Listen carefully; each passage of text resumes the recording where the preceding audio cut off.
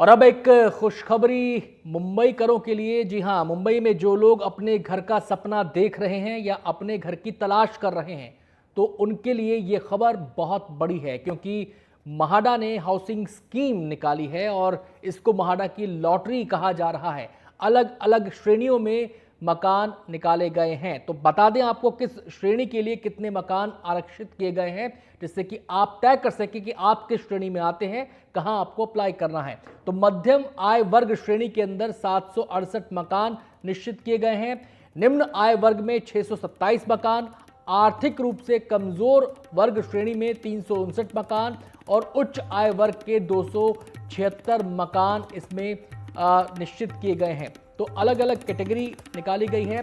आपको बता दें कि जो MIG श्रेणी वाले मकान हैं वो मुख्य रूप से 2 BHK हैं। LIG EWS श्रेणी के मकान 1 BHK अपार्टमेंट हैं और HIG श्रेणी के मकान 3 BHK अपार्टमेंट हैं। तो अलग अलग कैटेगरीज हैं जिनके तहत आप अप्लाई कर सकते हैं।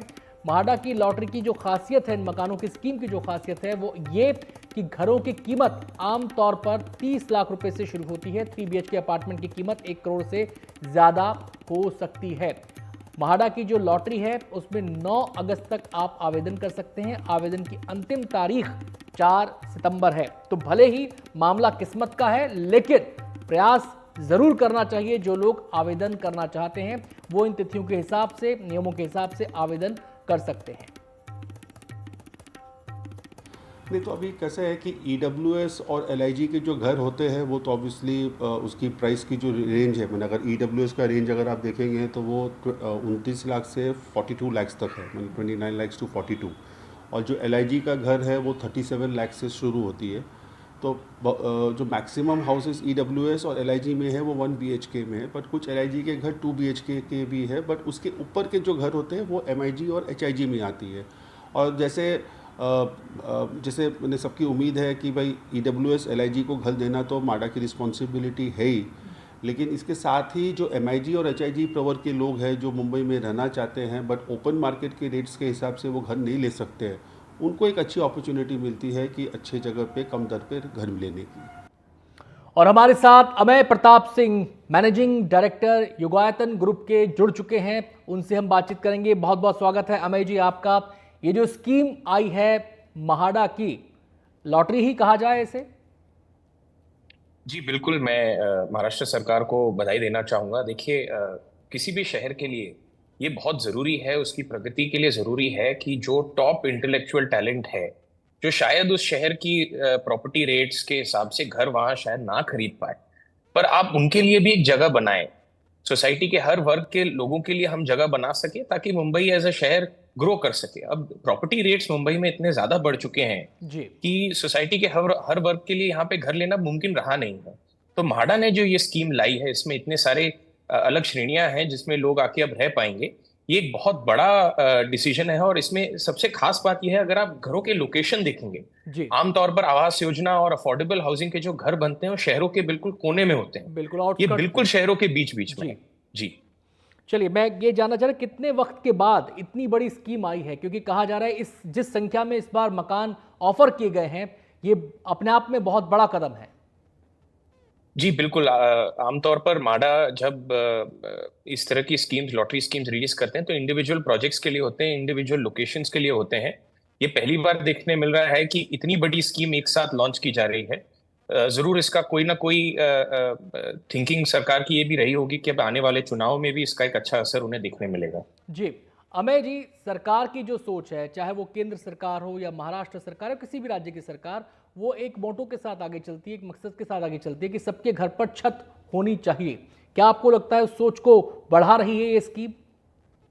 जी बिल्कुल, अगर आप भारत सरकार के लार्जर प्रोग्राम की तरफ देखेंगे तो उन्होंने इन चीजों पे फोकस किया है कि एक आम आदमी की जो बेसिक नेसेसिटीज हैं वो क्या है। वो जल है, वो उनकी फूड सिक्योरिटी है और वो घर है, सैनिटेशन है। तो इसमें जो कड़ी सबसे ज्यादा कमजोर पड़ रही थी, अब वो हाउसिंग बची थी। तो इस बार भी आपने यूनियन बजट में भी देखा है और माडा की स्कीम से भी यही जाहिर होता है कि हाउसिंग पे एक काफी बड़ा फोकस भारत सरकार का रहेगा।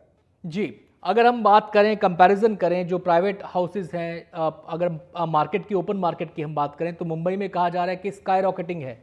मतलब पहुंच के बाहर घर हो चुके हैं। अच्छी अच्छी आमदनी वाले लोग भी घर खरीदने से पहले 2 बार सोचते हैं। ऐसे में एक कॉम्पिटिटिव एनवायरनमेंट इससे पैदा होगा, क्या आपको लगता है ऐसा, या फिर ये एक लिमिटेड स्कीम है, एक लिमिटेड लोगों तक ही पहुंचेगी तो उस पर कोई फर्क नहीं पड़ेगा? नहीं, मुझे लगता है कि जिन लोकेलिटीज में ये स्कीम लॉन्च हो रही है इसका काफी बड़ा फर्क हमें देखने मिलेगा, क्योंकि जो जो लोग इन घरों में अप्लाई करेंगे लॉटरी से, जिन जिन लोगों की जीत होगी, वो शायद इसी प्राइस में घर अगर खरीदते तो उन्हें अपने जहां वो काम करते हैं या जहां उनके बच्चे स्कूल जाते हैं उनको कई घंटों का ट्रैवल करना पड़ता। जी वो अब उन्हें करना नहीं पड़ेगा, तो इसका आम आदमी की जिंदगी पे काफी पॉजिटिव असर हमें देखने मिलेगा। जी, आपसे ये और समझना चाहते हैं कि इस जो स्कीम के अंदर जो एक मोटा मोटी नियम क्या है? अगर मान लीजिए किसी के पास पहले से म्हाडा की किसी स्कीम का मकान है, उसके कभी पहले लॉटरी में उसका नंबर आया है, तो क्या वैसे लोग भी अप्लाई कर पाएंगे, या जिनके पास स्कीम का मकान नहीं है केवल वही लोग अप्लाई कर पाएंगे? जो अभी ऑलरेडी म्हाडा हाउसिंग में है उस तरह के लोगों के लिए मेरा अनुमान है कि किसी तरह का रिस्ट्रिक्शन जरूर होगा, पर इसके जो मेन डिटेल्स हैं वो म्हाडा की वेबसाइट पे भी उपलब्ध हैं। सभी लोग जाकर वहां देख सकते हैं लॉटरी के लिए एप्लीकेशन, क्या क्या डॉक्यूमेंट्स हैं। सबसे जरूरी है लोगों के लिए इसमें समझना कि क्या इनकम लेवल में आप एलिजिबल हैं जी स्कीम में अप्लाई करने के लिए, और उस इनकम को कैलकुलेट करने के लिए परिवार के कितने जनों की इनकम कैलकुलेट होगी। तो इसके हिसाब से लोगों को ये प्रक्रिया समझ के म्हाडा की वेबसाइट पे अपना एप्लीकेशन करना है। जी, आप जो लोएस्ट मकान है, वो जाहिर सी बात है ईडब्ल्यूएस के लिए ही होगा उसके दाम। अगर हम मुंबई के हिसाब से देखें जो कीमत उसके लिए सेट की गई है, क्या वो भी काफ़ी कम है मुंबई के पैरामीटर्स के हिसाब से? तो मुंबई के पैरामीटर्स के हिसाब से काफी कम है। अगर आप इसे जनरली अफोर्डेबल हाउसिंग की कैटेगरी से देखें कि जो भारत के इनकम लेवल्स हैं नेशन वाइड हैं, उसके हिसाब से शायद ईडब्ल्यूएस वर्ग के कई लोग होंगे जो इस घर को भी शायद अफोर्ड ना कर पाए। पर मुंबई में जो लोग रह रहे हैं, आप देखिए कोई भी माइग्रेंट ईडब्ल्यूएस कैटेगरी का अगर वर्कर मुंबई में आता है जी तो उसके पास स्लम में जाने के अलावा आज कोई चॉइस नहीं है। जी और स्लम में भी आपको प्रॉपर फैसिलिटी सैनिटेशन अवेलेबल नहीं है, जबकि आपकी आमदनी काफी अच्छी हो सकती है। जी, तो उस वर्ग के लोगों को इसमें काफी बेनिफिट मिलेगा। बहुत बहुत शुक्रिया हमें हमसे बातचीत करने के लिए इस पूरे मसले पर। बहुत इंपॉर्टेंट, खासकर उन लोगों के लिए जिनके पास घर नहीं है, जिनके सर पर छत नहीं है, और वो एक अफोर्डेबल हाउसिंग की तलाश में है, तो ये उनके लिए एक बड़ा मौका हो सकता है। सीधे अब हम रुख करेंगे, हमारे संवाददाता पारस दामा भी हमारे साथ जुड़ गए हैं मुंबई से इसी स्कीम पर बातचीत करने के लिए। पारस, कितनी बड़ी ये स्कीम है, डेट्स हमने बता दी हैं, और क्या क्या इसके नियम कायदे हैं और क्या क्या इसके लिए नियम सेट किए गए हैं, उसके बारे में भी ज़रा बता दें। अनंत, ये बहुत महत्वपूर्ण स्कीम है और ये पहली बार नहीं है जब मुंबई में म्हाडा इस तरीके की लॉटरी जो है वो सबके समक्ष रख रहा है और लोगों का इसको फ़ायदा मिल रहा है।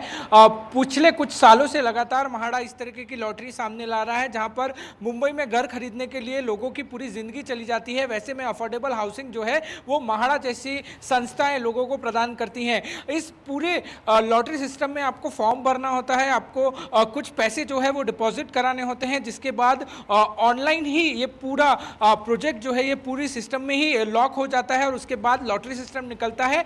पूरा 1 महीने का समय होता है जब आप लॉटरी भर सकते हैं। और ये लॉटरी सिस्टम का सबसे महत्वपूर्ण चीज़ ये है कि ये मुंबई के ऐसी जगहों पे आपको घर दिलाने की कोशिश करता है जहां पर अगर आप नॉर्मल प्राइवेट बिल्डर्स के पास जाएंगे या फिर प्राइवेट सोसाइटी में जाएंगे तो करोड़ों का फ्लैट होता है। वडाला, बोरीवली, नवी मुंबई, फिर अगर आप जाएं गोरेगांव, अंधेरी, ऐसी जगहों पे म्हाडा के फ्लैट्स जो होते हैं वो नॉर्मल रेट से बहुत ज़्यादा कम मिलते हैं। मुंबई में अगर आप अंधेरी जैसी जगह पे जाते हैं तो वहाँ पे स्क्वायर फीट का जो रेट होता है वो लाख तक पहुँच जाता है। ऐसे में अगर आपको म्हाडा में 35 से 40 लाख के बीच में 1 BHK मिलता है तो वो बहुत बढ़िया बात है। और जो पारस, दो तीन बातें वो इसको अफोर्ड कर सकता है। दो तीन बातें जो इंपॉर्टेंट हो जाती हैं, जो लोगों के जहन में घूम भी रही होंगी। हालांकि जब वो वेबसाइट पे जाएंगे वहां से क्लैरिटी मिल सकती है, लेकिन हमारे दर्शक हमारे जरिए क्लैरिटी पाले तो अच्छी बात है। मैं आपसे जानना चाहता हूं कि इसके जो रूल्स सेट किए गए हैं, उन रूल्स में पहली बात ये कि क्या कोई डोमिसाइल का इसमें नियम है, क्या इसमें रिजर्वेशन का नियम है कि इतने मकान इस कैटेगरी के लिए, इतने मकान इस कैटेगरी के लिए, या फिर ये ओपन फॉर ऑल है? ये ओपन मतलब एट लार्ज इसको ओपन किया गया कि अब मुंबई में रहने वाला कोई भी व्यक्ति, उसका डोमिसाइल है नहीं है, वो उसके लिए समान रूप से हकदार है, वो सबके लिए ओपन है ये? अनंत, बहुत महत्वपूर्ण सवाल आपने पूछा है।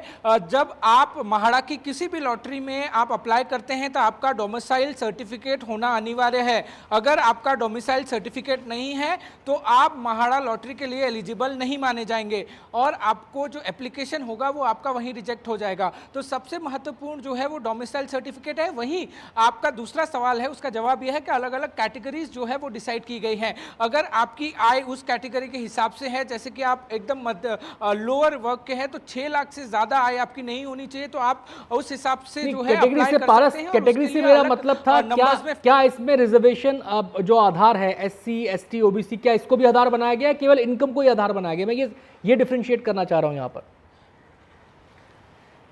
अनंत, इसमें जो है वो OBC कोटा या ऐसा कोई कोटा है नहीं अभी के लिए। अभी के लिए सिर्फ आपकी इनकम पे सारा फोकस रखा गया है कि कितनी इनकम है आपकी, और उसी कैटेगरी के हिसाब से 3 कैटेगरी सेट की गई है, लोअर इनकम, मिड इनकम और हायर इनकम। तो इसी के अंतर्गत जो है वो फ्लैट अलॉट किए जाते हैं, इसी के हिसाब से कैटेगरीज को बांटा गया है। और आपकी इनकम अगर 6 लाख से कम है तो उसके हिसाब से फ्लैट जो है वो रखे गए हैं। अगर उससे ज्यादा आपकी आय है, जब मिडिल क्लास के फॉर्मेट में आती है तो उस हिसाब से फ्लैट रखे गए हैं, और हायर क्लास के हिसाब से कैटेगरी में आपकी इनकम आती है तो उस हिसाब से रखे गए हैं। डोमिसाइल का नियम होने का मतलब पारस सीधा सीधा ये है कि जो माइग्रेंट वर्कर्स हैं वो उनके लिए ये स्कीम नहीं है, सीधा सीधा मतलब ये निकला?